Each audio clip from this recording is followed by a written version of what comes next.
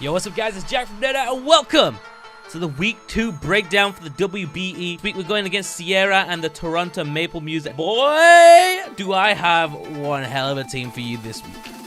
Before we get into the breakdown, if you are enjoying these videos, please leave a like and a comment. It really does help towards the algorithm showing me in the search results. I really appreciate all the support in the last few videos. Please leave a like, a subscribe, a comment, whatever you can do to help, and let's get right into it. Here is what we're looking at with Sierra's team. Some huge threats on this team. This team actually kind of counts as my team more than most. That G-Max Cinderace is going to be a huge problem. I have to neutralize that. Also, big threats with the Dracozolt, the Blastoise, and the Ditto. Even Clefairy as a support mon can cause me some huge problems. With Friend God halving the damage I do to allied Pokemon. And Wheezing, with neutralizing gas, it can neutralize my abilities. Obviously, I'm very ability heavy with 2 terrain setters, Steam Engine, Justified. I'm very ability heavy, so I've got to find a way to play around that. I think the team we can see Sierra bring will definitely be the G-Max Cinderace, definitely be Dracozolt. Blastoise has got to be in there. I would be very surprised if she doesn't bring Clefairy. And then I can see Wheezing and Trevenant there as well. I know she hates playing in Trick Room, so she's probably going to imprison my Trick Room.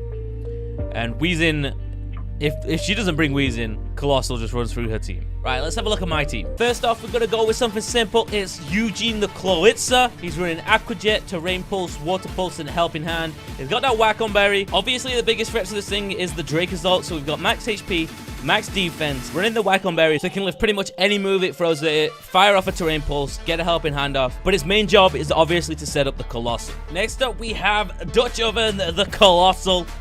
We're running a mixed attacking Colossal with Rock Slide, Solar Beam, Earthquake, and Protect. Got the weakness policy. A lot of very specific investments here. We're running 252 attack just to hit hard with Volcano Lift. Got 124 speed to perfectly outspeed anything at +6. 116 is so I can live a Water Spout while G-Max, as long as they don't have a Life Orb or any other power items.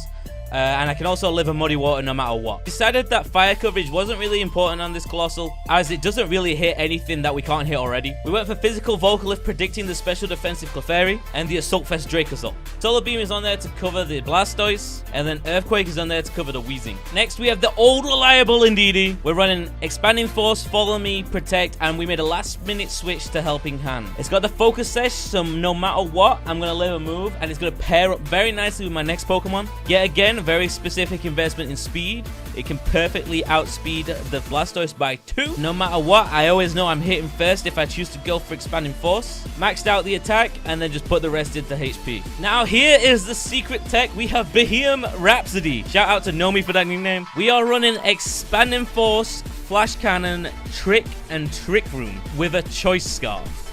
Now you might be thinking, why are you running Trick Room and a Choice Scarf?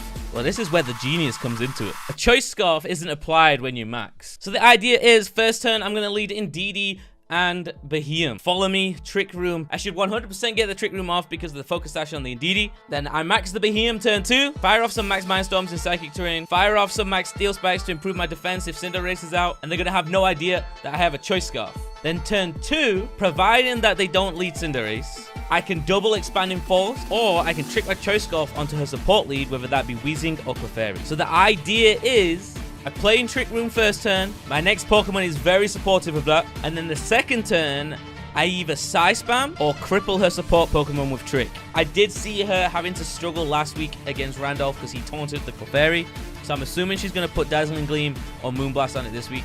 Either way, it becomes very predictable if it has a Scarf on it, and it loses that EV Light, so that'd be really good. With the speed investment, it outspeeds the Blastoise by 1, so I always know my Indeedee is going first, and then Behemoth's going second. So Blastoise is her fastest Pokemon outside of Talonflame and Cinderace, so if she doesn't lead Talonflame or Cinderace, I can just Psy Spam, and I should get a double KO of whatever leads. I know it's a super risky play, but I did promise you if I was going to win in styles, so hopefully you guys respect the play and hope I can pull it off. Now, usually you wouldn't want to use a Virizion in Trick Room, but this one can be used perfectly in and outside of Trick Room.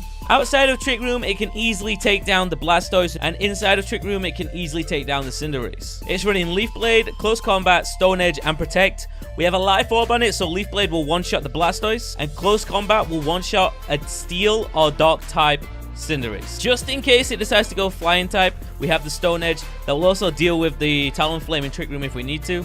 And the speed investment is to perfectly outspeed the Blastoise, but still underspeed its other threats. And then finally, we have the newest member of the 8thHawluchas. Welcome Steelix to the team, guys. We had to drop Morpeko and pick up Steelix, but I'm telling you, this is going to be a very, very good pickup. I'm telling you. This week, he is our Trick Room Abuser. We're running high horsepower, iron head, iron defense, body press. You got the Arcaberry for the G-Max Fireball coming in from the Cinderace. It would bypass our sturdy, so this way we at least get to live one turn. This thing hits hard.